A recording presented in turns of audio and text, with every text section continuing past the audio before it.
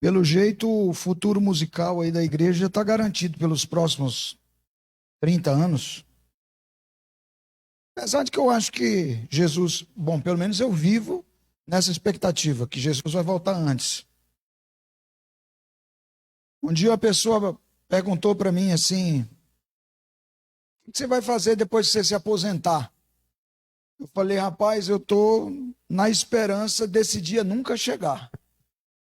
Eu estou na expectativa de eu não me aposentar, não. Mas, se chegar um dia, a gente vai procurar alguma coisa para a gente fazer. Queridos, eu queria, nessa manhã, eu vou fazer algo um pouquinho diferente aqui com vocês.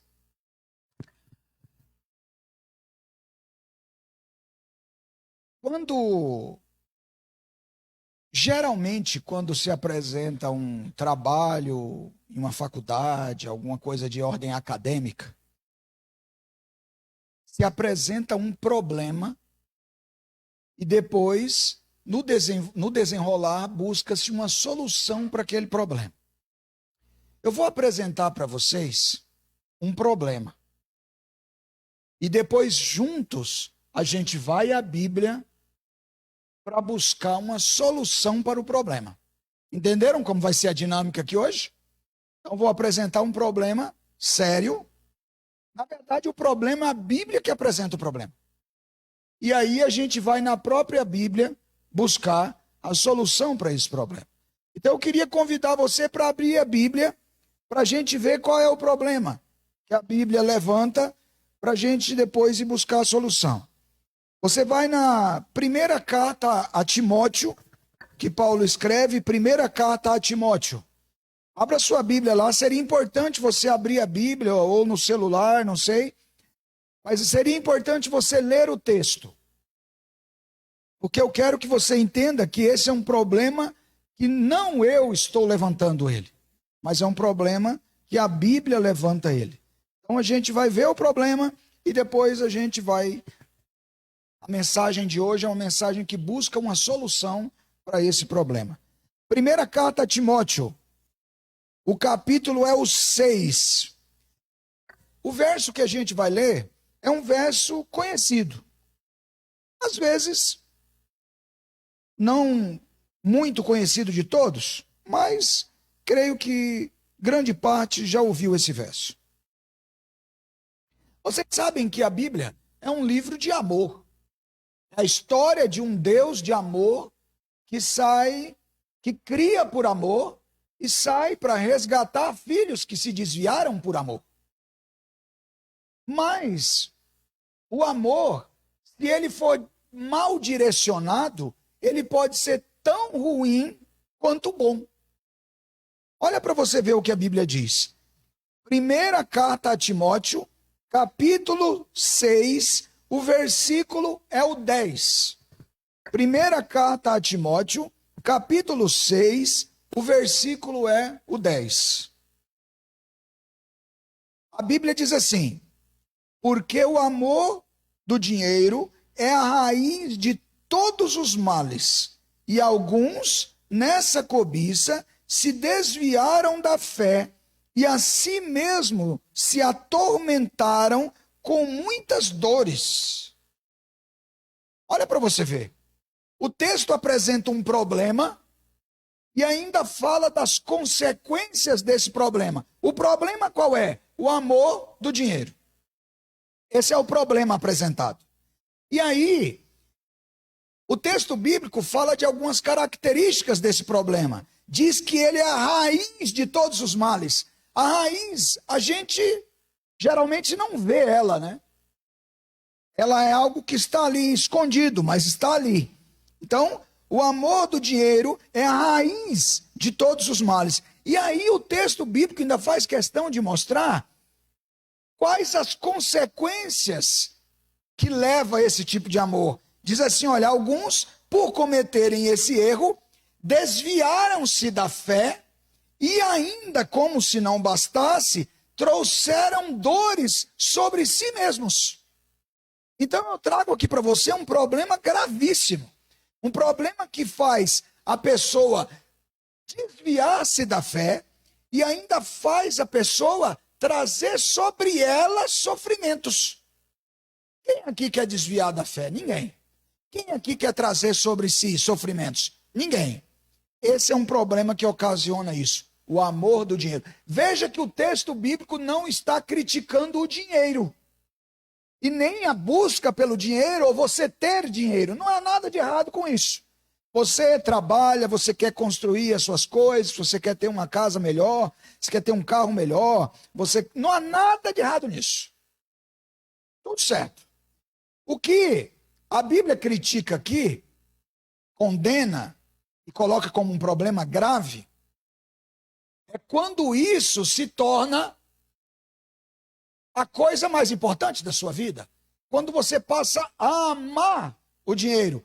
Quando você passa a servir o dinheiro, ao invés do dinheiro servir você. Entenderam a diferença? Há uma grande diferença nisso. Eu conheci pessoas no decorrer da minha vida, pessoas de bastante posses.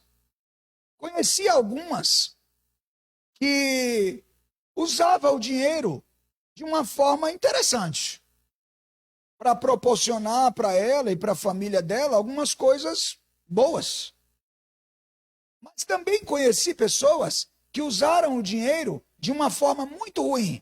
Na verdade, eles não usaram o dinheiro usou eles. Eu conheci pessoas que eles passavam necessidades.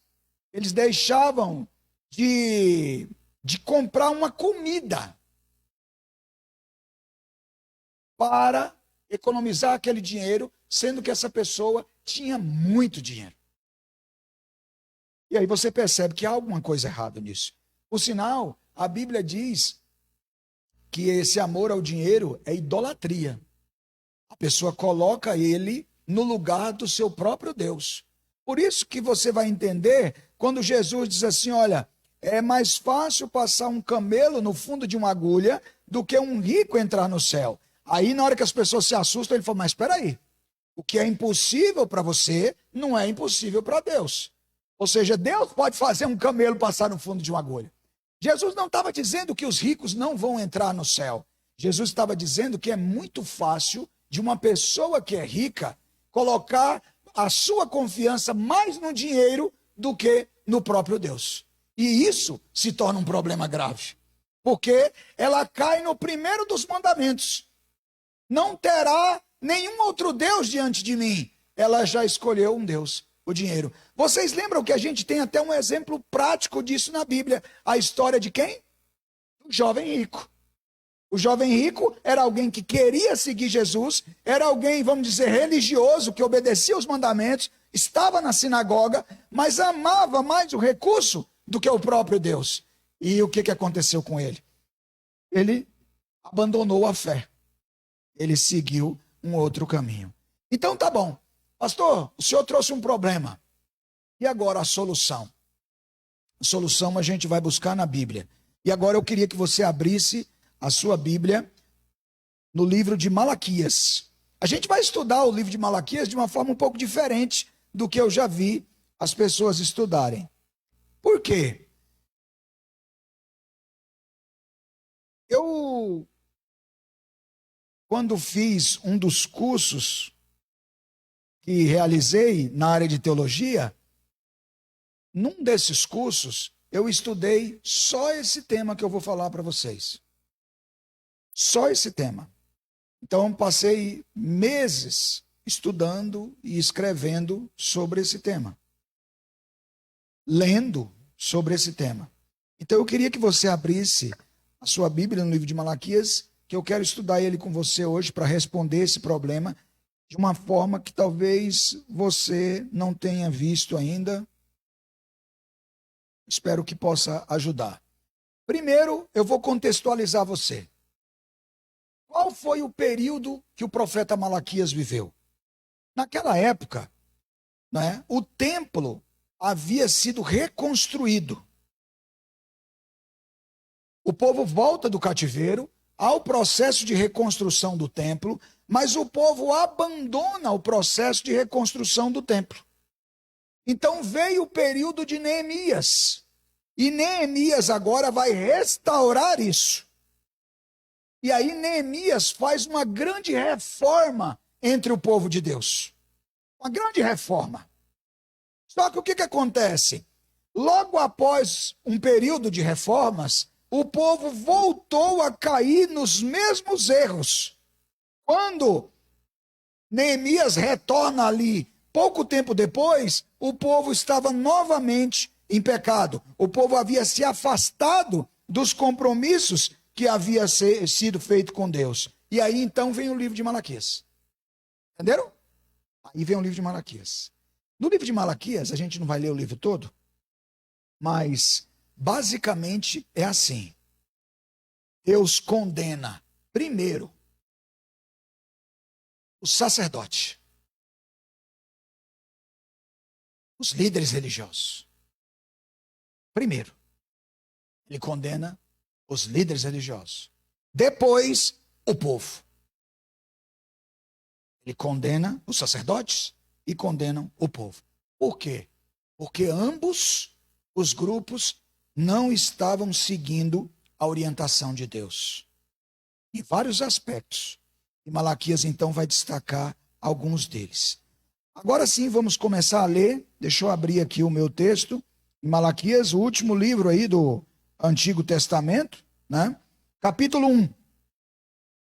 Malaquias, capítulo 1. Lembra que a gente estudou isso na lição da Escola Sabatina hoje? Deus, antes de dar regras e leis, ele apresenta a graça. E o livro de Malaquias não é diferente. Olha como que começa o livro de Malaquias nos versos 2 e 3. Malaquias capítulo 1, verso 2.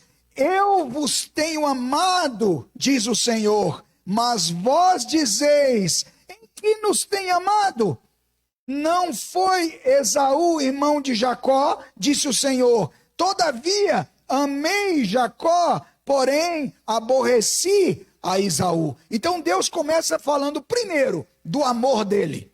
A primeira coisa, o amor de Deus. O amor de Deus é a mola impulsionadora de todas as suas atitudes. Por isso, querido, eu até falei na minha unidade, quando Deus nos pede algo, é por amor.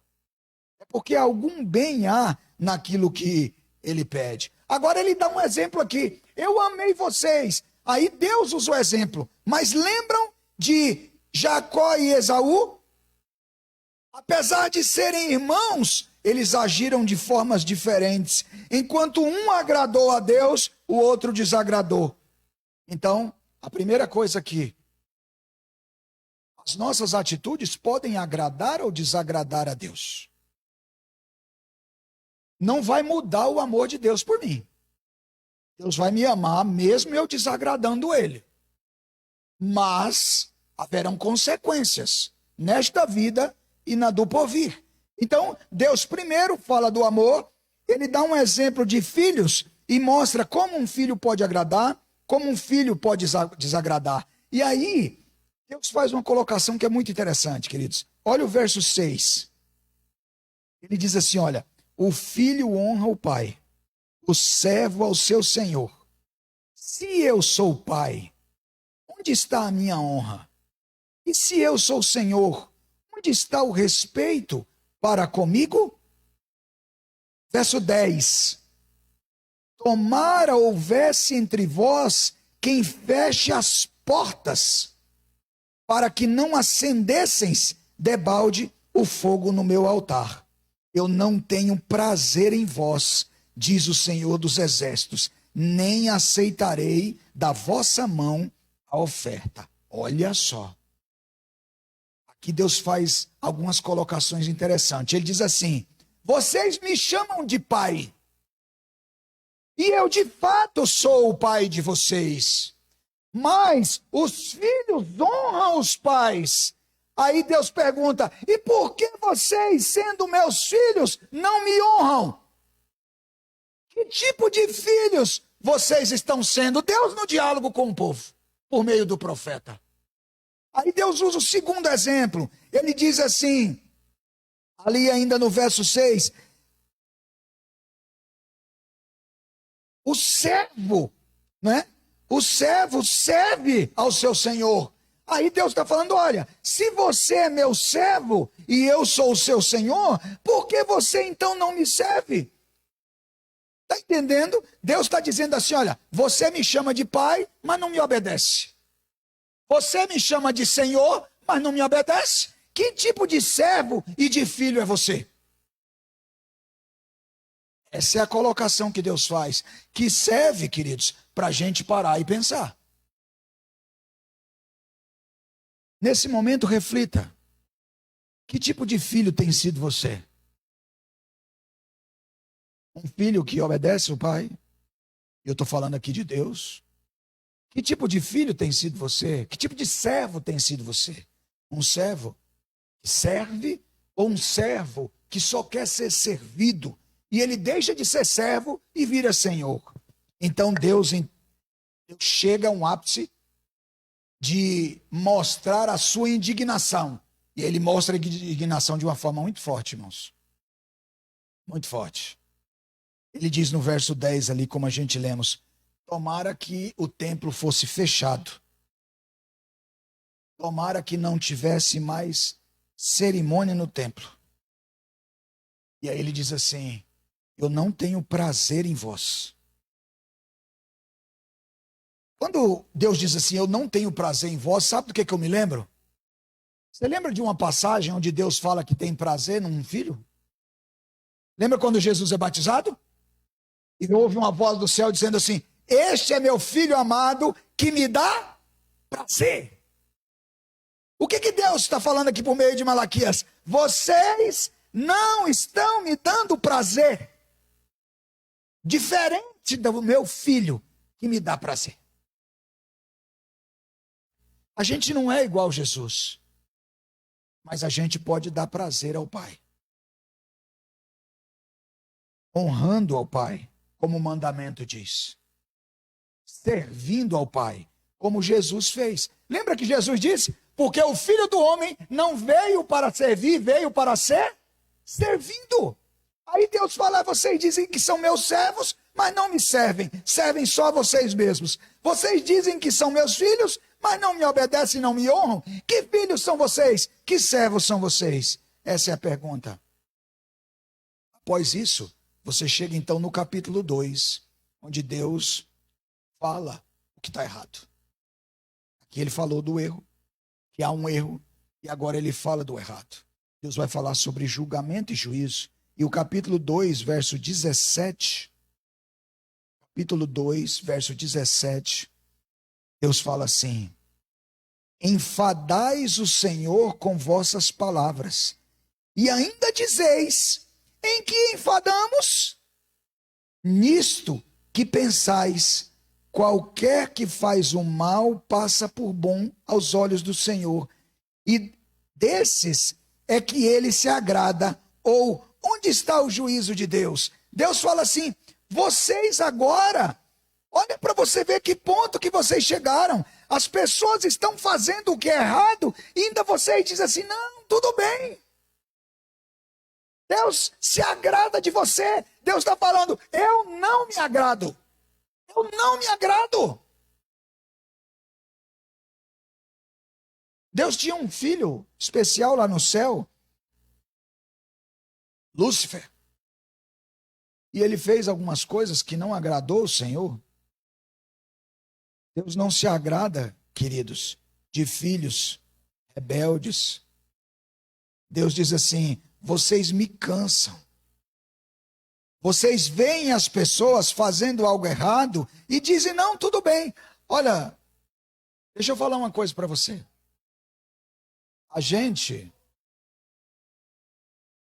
Uma das tarefas mais difíceis é você dizer o que a pessoa não quer ouvir. Dizer o que as pessoas querem ouvir é fácil. E é atraente. As pessoas, grande parte delas, né, da área das vendas, da área da política, e dos diversos setores, eles sabem que as pessoas querem ouvir o que lhes agrada. Então, eles falam aquilo que as pessoas querem ouvir. no intuito de ganhar ou o voto dele, ou vender o produto para ele, ou simplesmente de ser legal. E aí a pessoa chega e fala assim, nossa, você chega lá, conversa com a pessoa. Um dia eu fui visitar uma pessoa, né? E essa pessoa estava passando por um momento difícil da vida dela. Eu cheguei, conversei, e a gente vai para ajudar as pessoas. Algumas pessoas, às vezes, parece que tem receio da visita do pastor. O pastor, ele vai sempre para ajudar. É claro que, às vezes, ele pode não ter poder para ajudar. Às vezes, o problema não está na sua alçada. Mas, pelo menos, a gente pode orar. Porque eu digo para as pessoas assim, quando elas têm um problema que eu não consigo resolver, eu digo a elas assim, olha, o seu problema eu não consigo resolver, mas eu conheço alguém que consegue. Vamos orar. Vamos orar. Aí um dia eu fui visitar uma pessoa, ela estava passando por uma situação difícil, e aí eu cheguei para essa pessoa, conversando e tal, aí ela falou assim, o que o senhor acha, pastor? Eu falei assim, querido, está errado. Ah, mas está errado, pastor. Ah, eu não acho que está errado. Eu falei assim, bom, veja bem, a gente pode achar um monte de coisa, mas a gente tem que ver o que Deus acha.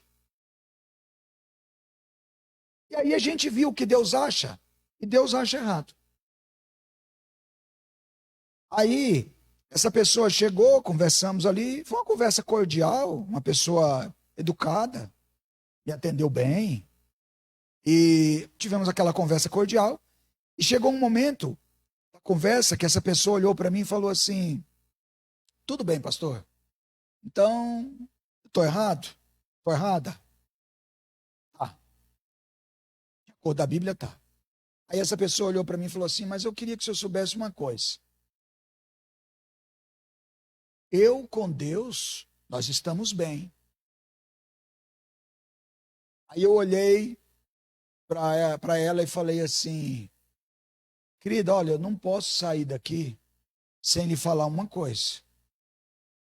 Que eu estaria sendo covarde. O quê? Eu falei assim, você e Deus não estão bem. Não estão bem. A Bíblia deixa claro que você está fazendo desagrada ao Senhor. Por que isso é importante, queridos? Porque hoje em dia tem essa religião, que é uma religião assim, esotérica, mística. É uma religião assim, que eu faço o que eu quero e Deus me aceita do jeito que eu sou. Sabe? Não importa o que eu faço. Mas a gente, quando vem na Bíblia, a gente vê que Deus está falando ali com o povo dele e falando, eu não aceito isso que vocês estão fazendo. Isso não me agrada. E eu vou dizer uma coisa, Deus chega a falar por meio do profeta, eu estou tão triste com vocês que era melhor fechar a igreja e vocês nem aparecerem aqui mais. Rapaz, quando eu leio isso daqui, eu fico imaginando assim, Deus pegou pesado. Você entende por que às vezes algumas pessoas não gostam de ler a Bíblia? Porque a Bíblia, querido, é o livro mais fantástico que existe na face da terra. Mas ela não só fala o que eu quero ouvir. Ela é diferente lá do vendedor, ela é diferente lá do cara que quer me agradar. Ela fala o que eu preciso ouvir. E aí, quando chega no capítulo 3, o verso 1 e 2, Deus diz assim, eis que envio o meu mensageiro, que preparará o caminho diante de mim. De repente, virá ao seu templo, o Senhor, a quem vós buscais, o anjo da aliança, a quem vós desejais. Eis que ele vem, diz o Senhor dos exércitos. Mas quem poderá suportar o dia da sua vinda? Quem poderá subsistir quando ele aparecer?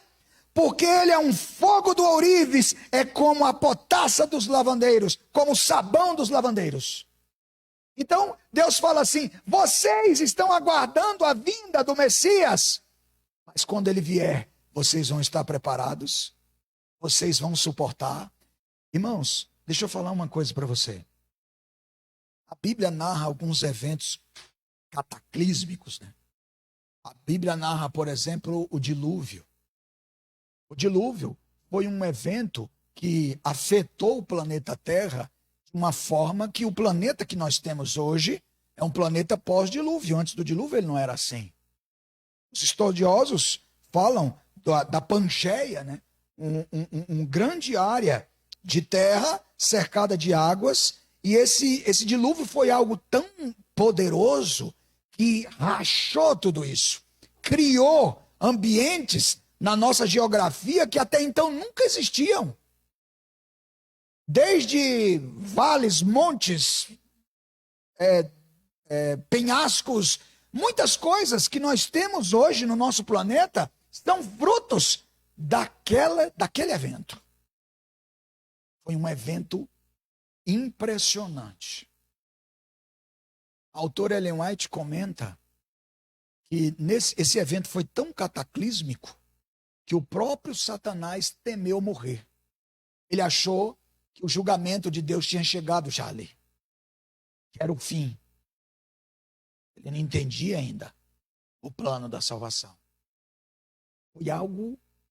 A Bíblia também narra, por exemplo, a destruição de Sodoma e Gomorra. Imaginem, cidades lá no vale, e Abraão de longe vendo, e ora, e aquela coisa, e se houver lá 10 justos, 20, 30, como não havia o justo que tinha, Deus foi lá e tirou. E aquela cidade, então, foi acometida por uma destruição total. O que aconteceu com Sodoma e Gomorra é uma espécie de prévia do que está para acontecer no tempo do fim. O que aconteceu no dilúvio é uma espécie de prévia, só que com um detalhe. Com um detalhe. O que vai acontecer agora é muito, muito, muito maior. O que vai acontecer agora, as destruições de Sodoma e Gomorra, a destruição do dilúvio, não chega nem perto.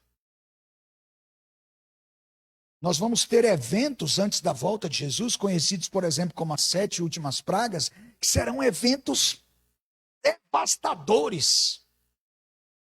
A própria volta de Jesus vai pegar esse planeta aqui e sacudir. Tudo vai ser abalado. Tudo. Deus vai destruir para reconstruir.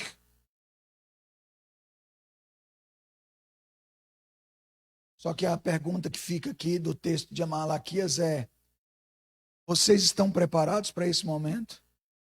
Vocês são adventistas, o povo que está à espera do advento, aquele que prega a volta de Jesus. Vocês anseiam o dia do Senhor. O profeta Amós diz assim: mas o dia do Senhor será dia de trevas e não de luz. Você está preparado para esse momento?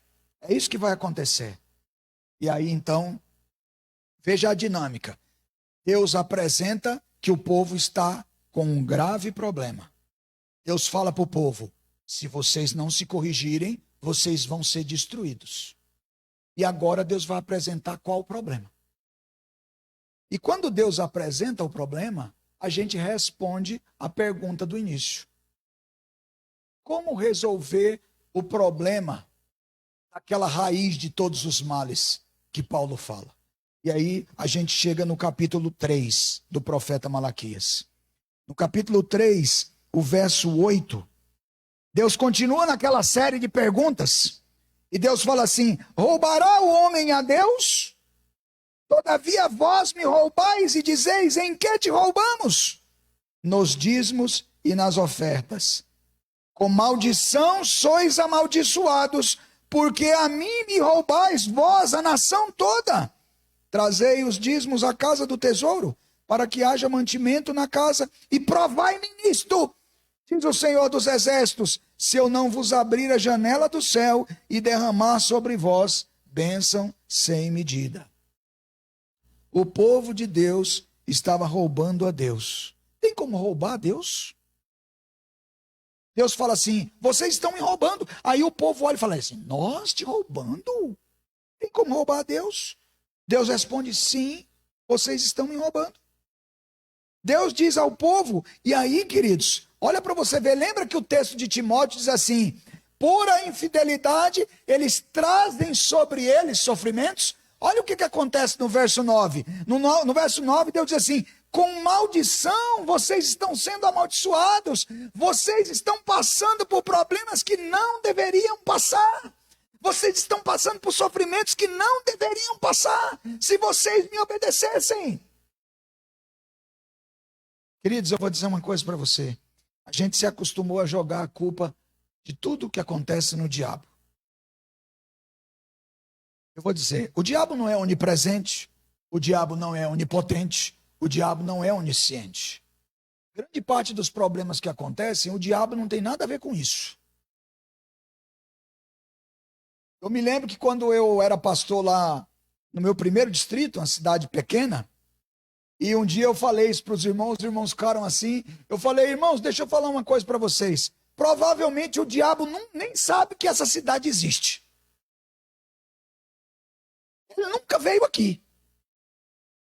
Gente, como que é, pastor? Eu falei, deixa eu falar uma coisa para você. Eu falei para eles assim, se eu fosse o diabo, você acha que eu ia estar perdendo meu tempo aqui fazendo o quê? Sendo que eu poderia estar lá em Washington, lá em Brasília, lá em São Paulo, lá no Rio, lá onde as decisões acontecem que devastam as pessoas. Por que eu ia estar aqui? Eu falei assim, o máximo que aparece aqui é o pessoal que trabalha para ele. Os subordinados. O que eu estou querendo dizer? Eu estou querendo dizer que tem muitos problemas que a gente traz sobre nós, que a culpa é nossa. A culpa é nossa. Sabe? Tem problemas que a gente traz sobre nós que a culpa é nossa mesmo.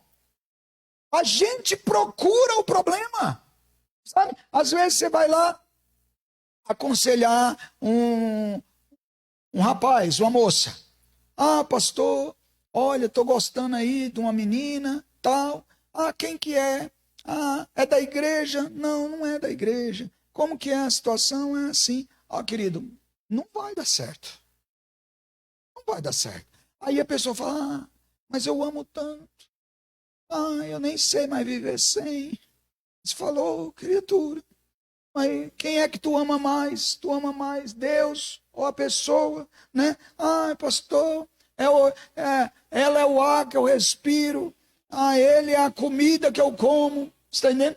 Aí a pessoa vai lá, namora, casa. Entendeu? Aí daí 10, 20 anos tá lá, urrando e comendo capim. Entendeu? Urrando e comendo capim. Eu não estou dizendo que todo casamento que acaba é um erro assim, porque às vezes você casa com um cara da igreja, tudo certinho, e pode dar errado. Aí é um outro problema. Eu estou falando desse problema aqui. Você tem uma revelação clara de Deus, não casa. Aí você vai e casa. Aí depois você se arrebenta. Ora, quem é que é culpado disso? É você. É você mesmo. Entendeu? Um dia eu fui falar com a irmã chegou em mim, pastor e tal, aconteceu comigo isso. Olha, casei, mas depois do casamento descobri que ele não valia nada. Falei, irmã, só depois? Antes não teve nenhuma pistinha? Mas você sabe o que acontece? É que as pistas que dão antes, né? A pessoa fala assim, não, depois melhora. Né? A pessoa faz de conta que não vê, né? Faz assim, bobagem isso daí. Né? Chega lá na casa, aí ele tá lá, ô bem, eu te amo. Aí chega a mãe dele, ele fala assim, velho, traste. Ela, não, é bobagem, isso daí deve ser porque a mãe é muito ruim. Entendeu? Opa, que isso? Provavelmente vai tratar você da mesma forma depois de casar. Sabe?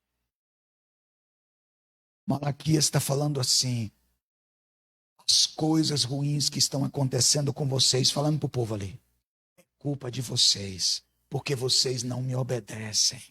Porque vocês não me obedecem. Né? E aí o povo pergunta assim, roubando o senhor no quê? Olha, o povo é sempre assim, né? O povo parece que não sabe das coisas. Nós estamos roubando o senhor no quê? E aí entra um detalhe interessante que eu fui saber disso quando eu estava fazendo esse estudo, alguns anos atrás. A maioria dos textos bíblicos, que você pega a tradução, diz assim, em que roubará o homem? Todavia vós me roubais nos dízimos e nas ofertas. Qual é o detalhe? O detalhe é que o texto está traduzido errado. Por quê? Porque as palavras hebraicas ali, elas estão no singular. Então Deus está dizendo assim, vocês estão me roubando no dízimo e na oferta. No dízimo e na oferta. Por que isso é legal e é importante? Porque hoje em dia você tem um monte de gente aí mercenário. Você tem um monte de gente mercenário, que eles pedem para o povo o dízimo, o bismo, o trízimo, o quadrízimo. Não existe nada disso. O dízimo é dízimo. Deus não pediu 2 dízimos para você. Nem 3, nem 10. É 1. Só que dízimo, a palavra dízimo significa a 10ª parte de algo. Não é nem 9% e nem 11% também. Não é mais. Entende? Quando eu vejo algumas pessoas aí, alguns pregadores que tem por aí, de outras denominações, quando eles falam de dinheiro, sabe o que eu penso? Eu penso assim, esse pessoal aí, o Deus dele é outro, não é o meu. Porque parece que o Deus dele é um Deus quebrado, que abriu concordata, você está entendendo? E está falidão. E ali está ali, gente, traz dinheiro, porque a gente precisa disso, precisa disso. O Deus que eu conheço não é quebrado. Meu Deus é dono de toda essa jossa aqui. Entendeu? Deus não precisa do meu dinheiro, irmãos. Deus não precisa do meu dinheiro e nem do seu dinheiro. Mas Deus criou um sistema para combater aquele amor que é a raiz de todos os males. Lembra o problema lá do início? O problema. O amor ao dinheiro é a raiz de todos os males. Esse amor desvia a pessoa da fé. Esse amor traz problemas para a vida dela. Deus então cria um sistema para combater isso em mim. Onde quando eu levo o meu dízimo, eu levo a minha oferta, o beneficiado de fazer aquilo sou eu. Se a pessoa pegar o dinheiro lá depois e rasgar e der para o cavalo comer, problema dele, o benefício eu já tive. Então aquela desculpa que dá, não, é por causa que a igreja aplica o dinheiro de uma forma que eu não gosto. Eu não estou nem aí. Você está entendendo? Quem faz errado, se houver isso, vai pagar as consequências. A minha parte não é essa. Minha parte não é essa. Deus quer me abençoar. E quando eu entrego aquilo que Ele me pede, Ele me abençoa. Deixa eu explicar uma coisa para você. Existem basicamente 2 tipos de bênçãos. Uma bênção que é para todo mundo. Até para o ateu. Até para o pagão. Jesus fala sobre isso. Deus dá bênçãos para todos. Mas existe uma outra tipo de bênção, que essa é só para quem obedece. É só para quem obedece. Vou colocar de uma forma assim para você compreender melhor. Por exemplo, o cara nasceu. Digamos que ele vai ser o maior ateu do mundo. Ele não já está recebendo bênção de Deus? Só de ter nascido? Aí ele vive, come, bebe, dorme, estuda, tem filho. Ele não está recebendo bênçãos? Chuva, sol, né? Água, não está recebendo bênção? Aí chega no final, vida eterna, ele recebe essa bênção? Não recebe. Quem vai receber essa bênção? Quem é fiel. O que Deus está falando aqui para o povo, através de Malaquias, é: vocês estão perdendo as melhores bênçãos, as bênçãos que é para os filhos, as bênçãos que é para os obedientes, vocês estão perdendo, e vocês estão se contentando com as bênçãos que é para todo mundo. Aquela bênção que Deus dá até para o pagão, até para o ateu. Porque vocês não estão me seguindo. O texto ainda diz que que o recurso deveria ser levado à casa do tesouro. Isso é importante porque tem gente que fala assim, eu não levo dízimo oferta na igreja, mas eu ajudo os pobres. Na verdade, nós temos o dever de ajudar os pobres. Mas uma coisa é uma coisa, outra coisa é outra coisa. Entendeu? São duas coisas diferentes. Uma coisa não exime a outra. Se você faz uma e não faz a outra, você está errado. Não é? Deus falou onde que tem que levar o recurso. E aqui um outro detalhe da palavra está no singular. Lembra que eu falei? Dizimou. O texto corretamente hebraico traduzido seria assim, olha, não é trazei todos os dízimos, é trazei o dízimo todo. Por que isso é tão significativo? Porque você tem pessoas que ele traz o dízimo, mas não todo. Ou seja, ele devolve lá um valor, coloca lá dízimo, mas não é o dízimo dele. Não é o dízimo dela. O dízimo dele ou dela é diferente. E o que Malaquias está falando? Se você faz isso, você está roubando.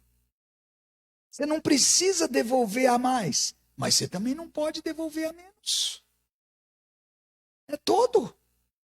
Eu me lembro, não sei se já contei essa história, uma história engraçada que aconteceu comigo, uma vez, de um conhecido que eu tinha. Um dia a gente estava no lugar, eu, um amigo meu e esse rapaz, e ele contando para esse rapaz o que ele tinha feito. Ele contou assim contando vantagem. Né? E aí o rapaz, porque eu era adventista, o rapaz deu risada e contou ali para mim na hora e a gente riu ali. Esse rapaz estava contando para o meu amigo assim, rapaz, mudei de igreja. Não era adventista, cara. Mudei de igreja. Aí o cara falou assim, mudou? Mudei. Por que tu mudou? Ah, cara, fiz um negoção. Pensou assim, deve ter arrumado alguma mulher lá, não sei, né? E um negoção. Negociei com outro pastor um dízimo só de 7%. Entenderam? Agora, ele estava numa igreja que o pastor dizia que o dízimo era a 10ª parte do que ele ganhava. Ele foi numa outra igreja e o pastor falou, não, se você der 7, já tá bom. O cara, amigo meu, que nunca tinha ido em igreja na vida, ele riu e falou, rapaz, você anda negociando até a tua fé, é? Aí foi quando chegou a conversa a mim. Então, queridos, hoje em dia tem gente assim, sabe? Que ele chega, não, para não pegar mal lá, né? Coloca lá um valor, mas não é o valor dele. Não está adiantando nada isso. Ó, agora vem a parte legal.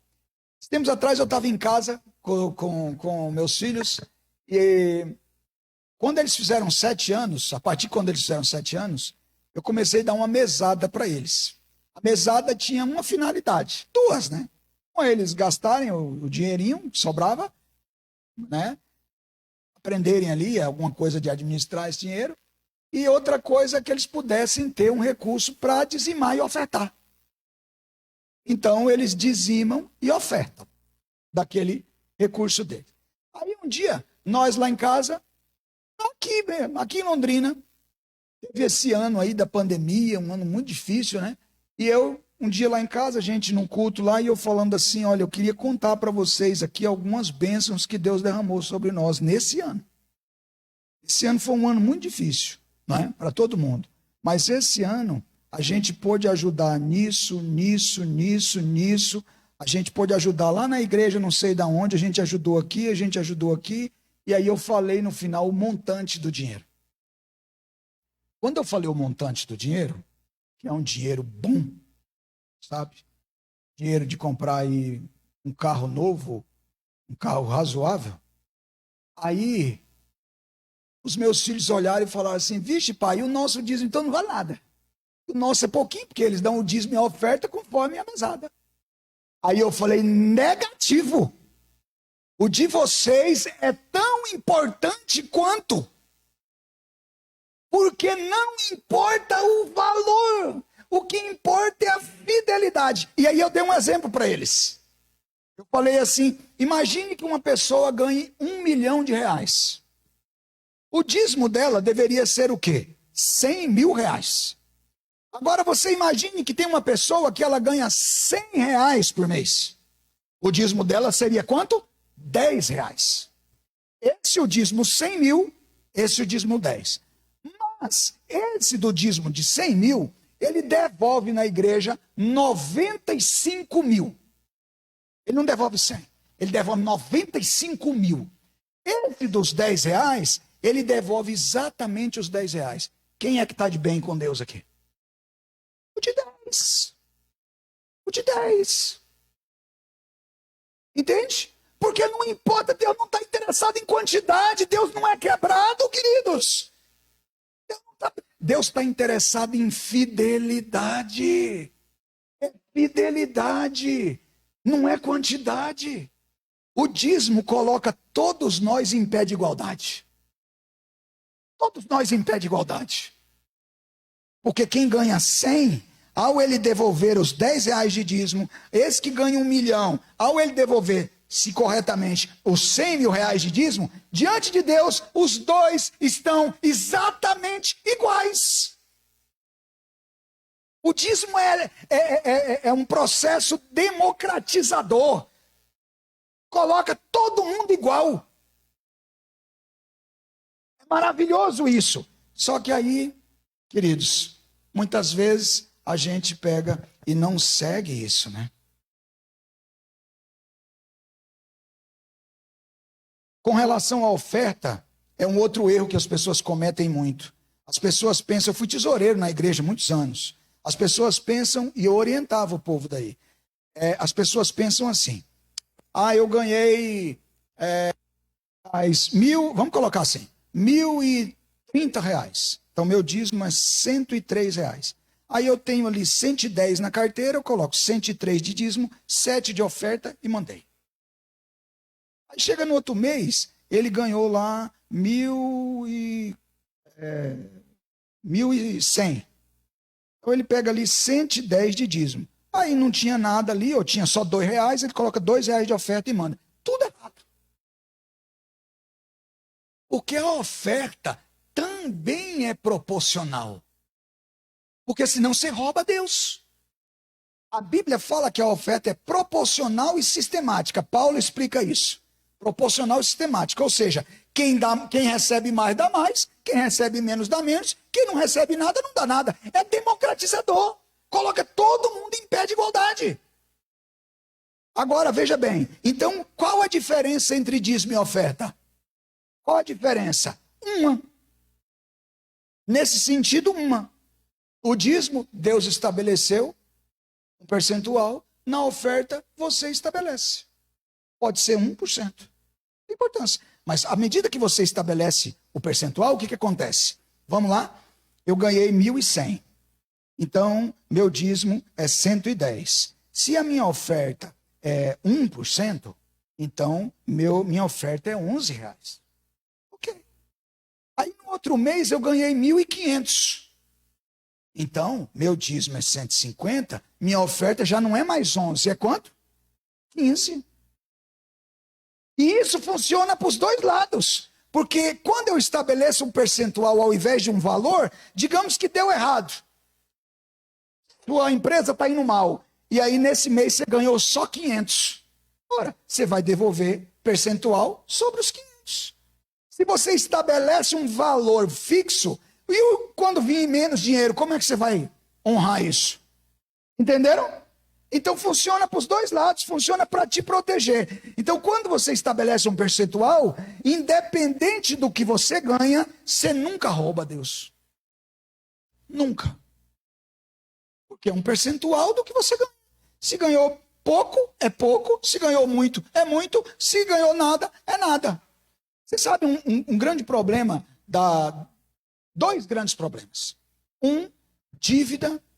Hoje em dia as pessoas se metem em dívida e eles param, então, de ser fiéis a Deus, porque Deus não coloca no Serasa e Deus também não bate na porta. E aí as pessoas ficam tentando resolver a dívida para depois voltar a ser fiel. Nunca vai dar certo esse troço. Entendeu? Você tem que primeiro voltar a ser fiel para depois resolver aqui. Tá. Essa é uma questão. A segunda questão. A pessoa olha para o tanto que ela devolve ao invés de olhar para o tanto que sobrou. Dízimo é assim, querido. Ó. Eu não olho para o valor que eu devolvo. Eu olho para o valor que sobra. Então, assim, sabe quanto que eu queria devolver de dízimo? 1 milhão todo mês. 10 milhões. Se eu devolver 1 milhão de dízimo por mês, significa, e mais, no meu caso, sei lá, 1 milhão de oferta, sobrou 8 milhões para mim, velho. Mas tem gente que ele não olha os 8 milhões que sobrou e ele cresce os olhos nos 2 milhões.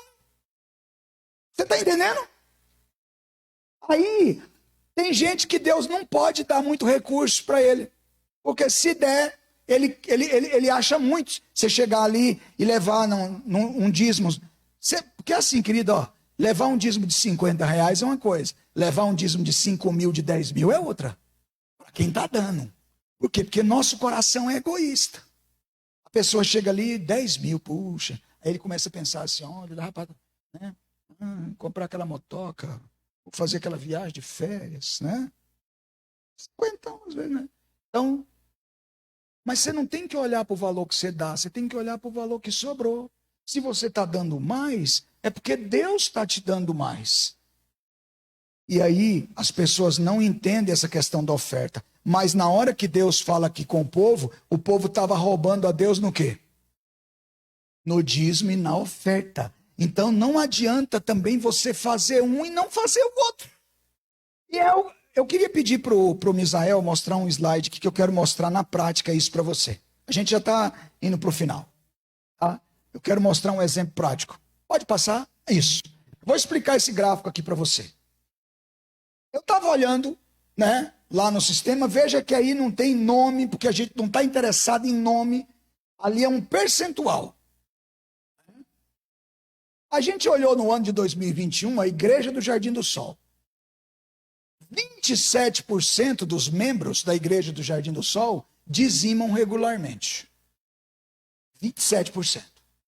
19% não. 19% ofertam regularmente. 27% dizimam, 73% não dizimam regularmente. Aí eu pensei, pandemia, né? Aí eu fui no ano 2020, pior. Aí eu fui no ano 2019, a mesma coisa. Olha a liazinha lá. Aí eu olho assim, você sabe o que eu penso? Eu penso assim, se o amor ao dinheiro desvia da fé, se tocar no dízimo e na oferta é um roubo, e quem rouba não entra no céu, eu estou pregando o evangelho para o povo aí fora, tentando salvar o povo, e quando eu olho isso, eu descubro que a maioria dos perdidos que eu preciso salvar está onde? Dentro da própria igreja.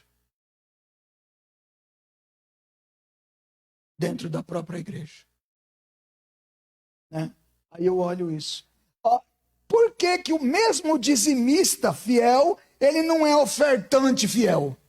Porque ele não entendeu isso daqui. Ele deixa a oferta dele assim, o dia que dá eu dou, o dia que não dá eu não dou. Assim que funciona, não foi assim que Deus ensinou. Gente, eu estabeleço, quando eu dou estudo bíblico para as pessoas, eu falo para elas assim, faz assim, estabelece 1%. Porque Deus não está interessado na quantidade, Ele quer a sua fidelidade. Depois, com o tempo, se você quiser mudar, você muda. Eu comecei com 2.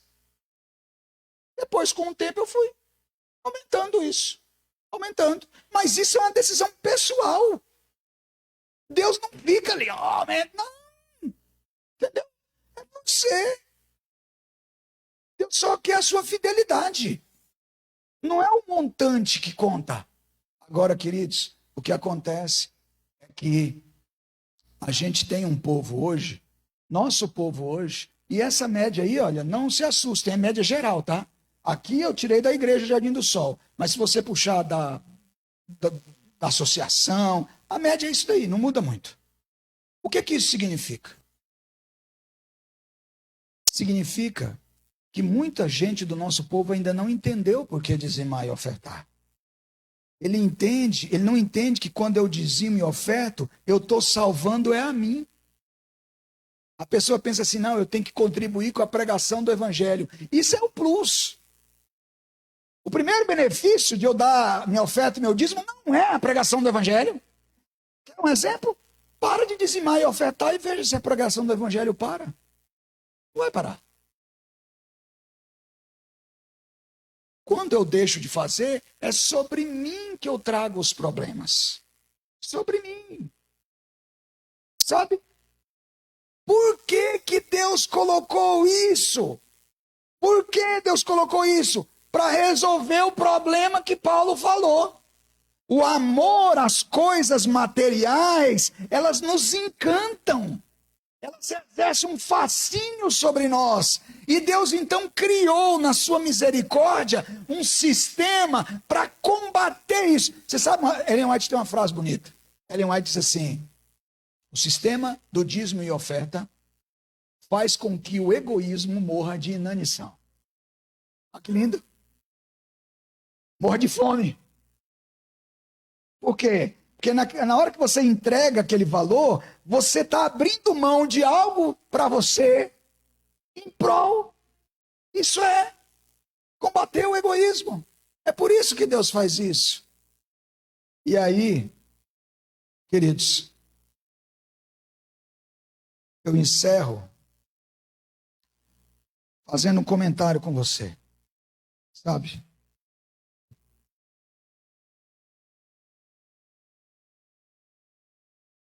A pessoa mais mal vista na Bíblia, na minha opinião, na opinião de muita gente, eu acho que na da sua também, a pessoa mais mal vista da Bíblia, quem você acha que é? Judas. Tem até antigamente a história de malhar o Judas, né? Tomara que vocês nunca tenham passado por isso, né? Eu, apagãozão, então eu lembro disso aí. Ninguém coloca o nome do filho de Judas, né? Já viu aí? Ai, quando meu filho nascer vai chamar Judinhas. Já viu? Ninguém coloca. Eu também não colocaria. Sorte de vocês, né? Sou Judinhas e Judete. Sorte de vocês que eu não fiz isso. Então, assim, mas queridos, Judas vendeu Jesus por dinheiro, trocou Jesus por dinheiro. E isso fez dele alguém tão vil que a gente despreza. Agora a questão é assim, e se a gente faz a mesma coisa, que diferença tem nós e Judas?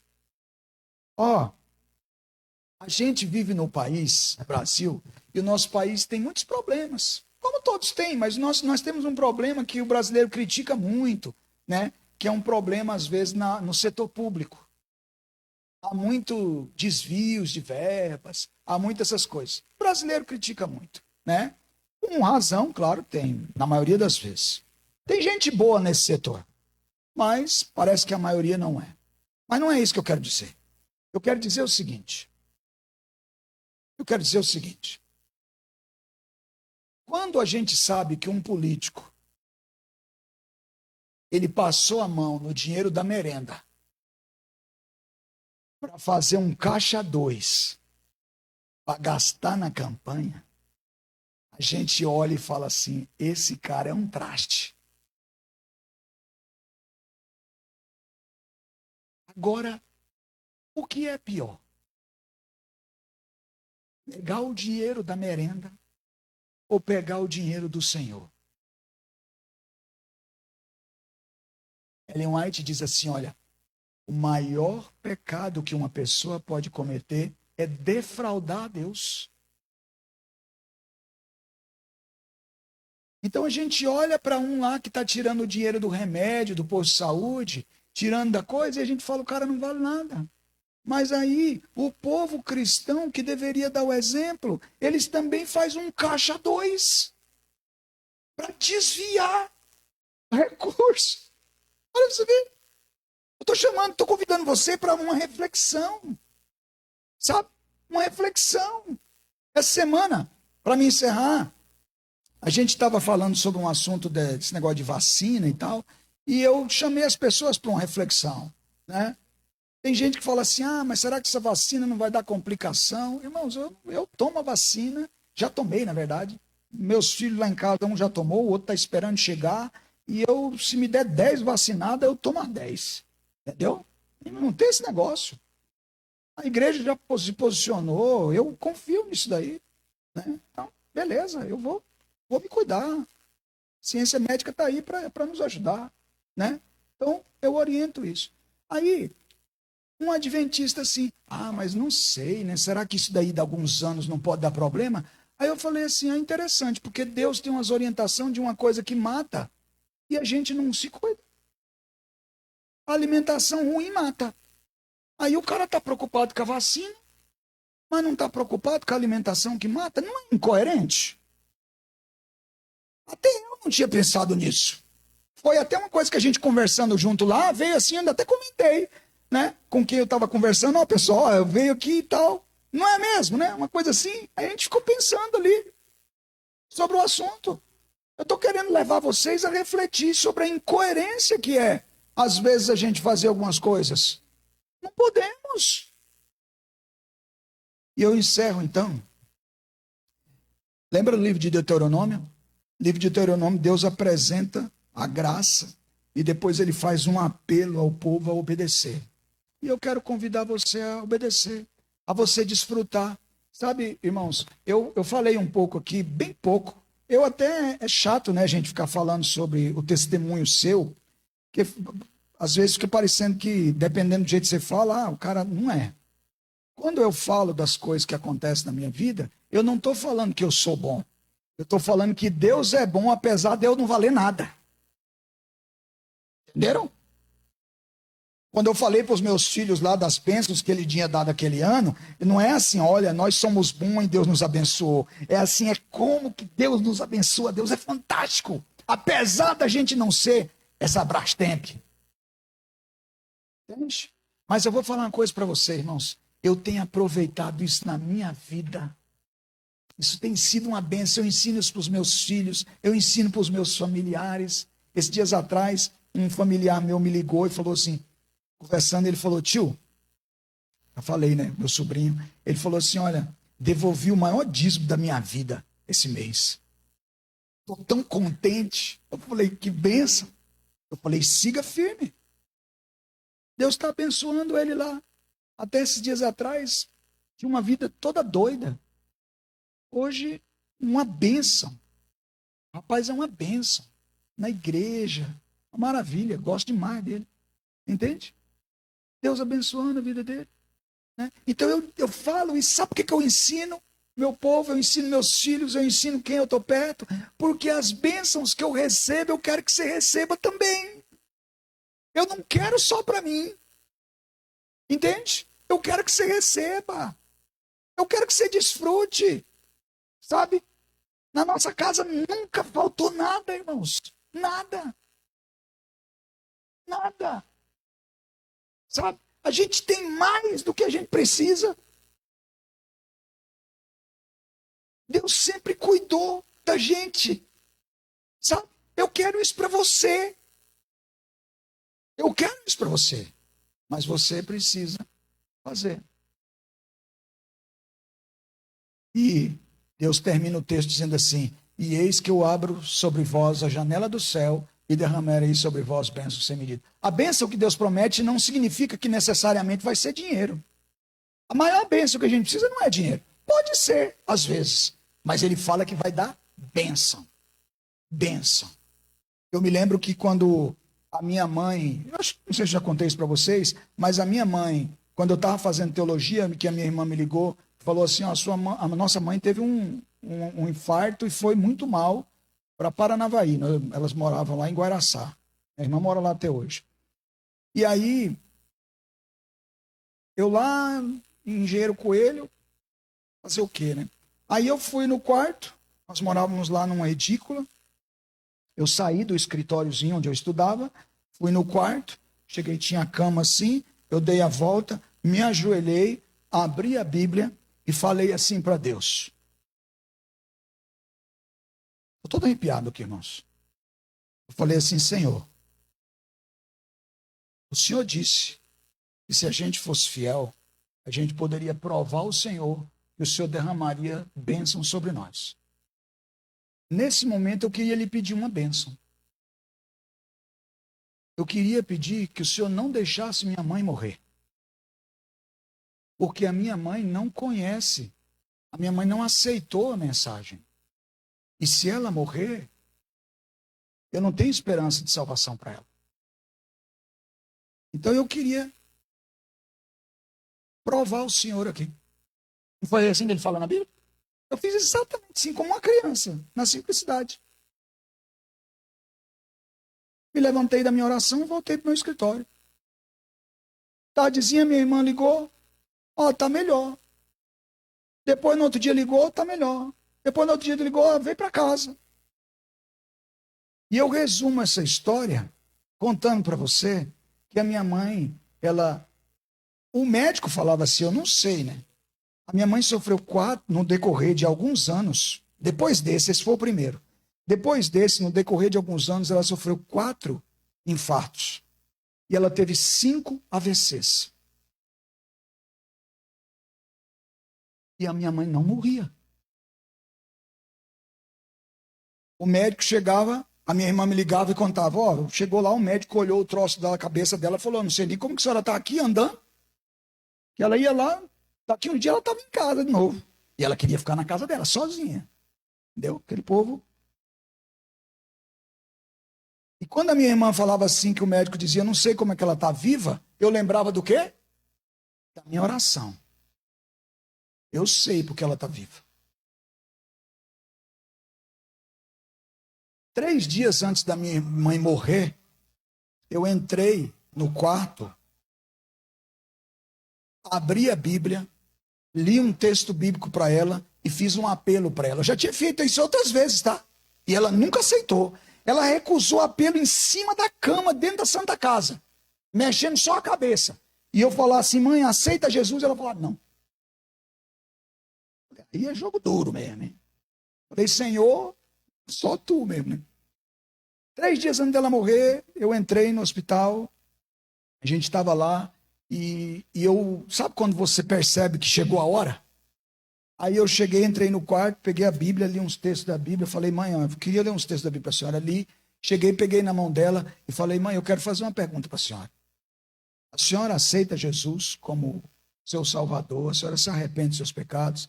E ela desabou a chorar e falou, sim, sim, sim. E eu fui fazendo pergunta e ela, sim, meu filho, sim. Fui fazendo pergunta. E aí a gente orou ali, eu consagrei a vida dela a Deus. Tá bom, tivemos aquele momento. Aqueles últimos 3 dias foram muito ruins. O problema dela é que ela tinha fumado a vida inteira. Então, muito ruim. O cigarro afetou tudo nela. Ela teve até AVC no olho, entendeu? Chegaram a pensar em amputar a perna e tudo. Então, assim, tudo por causa do miserável do cigarro. E aí, aqueles últimos 3 dias foram dias ruins, onde ela estava tendo algumas dificuldades até de respirar e tudo. E aí chegou um dia, né? Chegou um momento que eu estou ali dentro do quarto e eu vi ela passando muito mal. E aquilo me angustiou demais o meu coração, irmãos. Porque você sabe o que é você ver uma pessoa que você ama? Não é ver ela morta, é ver ela sofrendo para morrer. Pessoa que me amou demais e que eu amei muito, que foi muito significativa na minha vida. Você está entendendo? E eu vi ela naquela situação. E você sabe o que veio na minha cabeça na hora? A minha oração. E aí então eu orei a Deus. E falei assim, Senhor, chegou o momento, por favor, agora mate a minha mãe.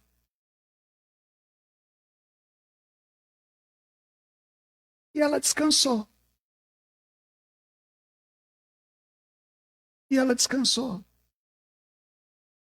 Entendem? Deus permitiu que ela descansasse. Parece que Deus estava me lembrando assim, olha, aquela oração lá, né? Você falou, né? É como se Deus quisesse me ensinar alguma coisa, sabe? Para me contar isso aqui para você. Mas tudo aquilo, todos esses anos de luta com a minha mãe, depois com meu pai vai acontecer a mesma coisa, tá? Não vou contar hoje. Então, tudo isso, de um momento em que eu vou no meu quarto, abro a minha Bíblia, leio Malaquias 3, 8 a 10 e falo, Senhor, o Senhor prometeu que derramaria bênção sem medida. Então eu te peço. E Deus atendeu. Eu quero que você tenha isso. Eu quero que você tenha isso. Eu desafio você, então, você fazer prova ao Senhor. Acho que o dinheiro vai acabar. Acho que vai fazer falta. Prova Deus aí. Faz uma prova. Entendeu? Uma questão de confiança, né? Eu quero desafiar você a, se você fizer certo, a continuar certo. A, se você não tem feito certo, a fazer certo a partir de agora. Amém? Fique em pé, então, eu quero orar com você, para a gente encerrar.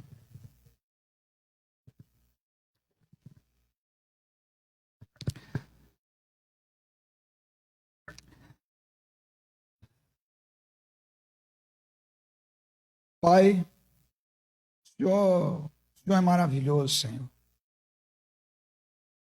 Toda vez que eu conto essa história aqui da minha mãe, minha fé fica mais fortalecida, porque eu vi que o Senhor amava ela mais do que eu.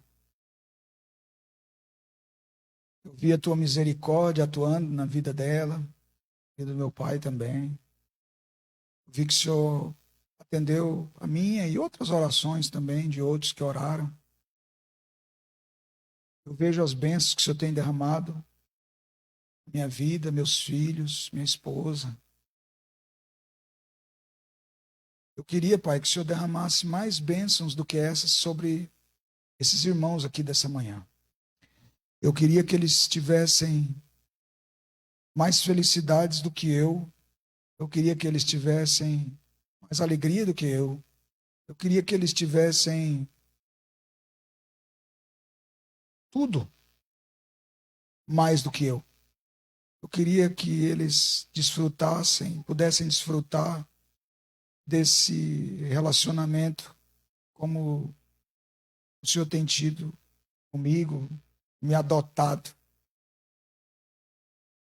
O Senhor é maravilhoso. Às vezes a gente faz coisas, Senhor, que a gente fica envergonhado. Não tanto pelo erro cometido, mas porque cada erro cometido é um tipo de traição que fazemos contra o Senhor. E se tem alguém que não merece ser traído, é o Senhor. Se tem alguém que não merece ser trocado, é o Senhor. Se tem alguém que merece nossas honras, nossa devoção, nosso serviço, nosso amor, é o Senhor. O Senhor é fantástico, o Senhor é maravilhoso. A gente te agradece por o Senhor ter olhado para cada um de nós aqui, pela tua misericórdia, ter oferecido o teu filho para morrer em nosso lugar, ter aberto o caminho da salvação para a gente. Pai, a gente queria aproveitar esse momento para fazer um pedido, 2 pedidos. Um pedido de perdão. O Senhor tem muitas promessas na Bíblia. Uma delas é que se a gente se arrepender dos nossos erros e ir até ao Senhor, qualquer erro, qualquer pecado, o Senhor pode perdoar. Nós estamos aqui, Pai, uma igreja cheia de pecadores. E nesse momento, a gente coletivamente adentra na sala do trono, do santuário celestial, e clama em nome do sangue de Jesus que o Senhor nos perdoe.